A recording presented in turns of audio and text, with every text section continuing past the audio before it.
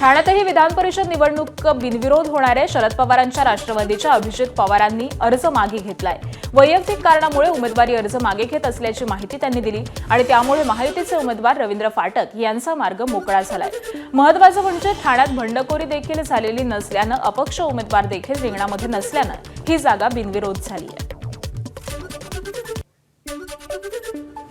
जेव्हा 2-3 वेळा मला वाटतं 2 टर्ममध्ये त्यांना बिनविरोध करण्याचा दिलेला आहे संधी, तशीच मला वाटतं महाविकास आघाडीने ही संधी मला दिली। कारण काय माहिती त्यांच्याकडे संख्याबळ नसल्यामुळे, संख्याबळ आपल्या महायुतीकडे आहे आणि त्याच्या माध्यमातून त्यांना पराजय समोर दिसतोच आहे। त्याच्यामधून इलेक्शन लढण्यामध्ये काय ह्याच्यामध्ये हे नव्हतं, त्याच्यामध्ये त्यांनी मला सहकार्य केलं असेल। एबीपी माझा, उघडा डोळे बघा नीट।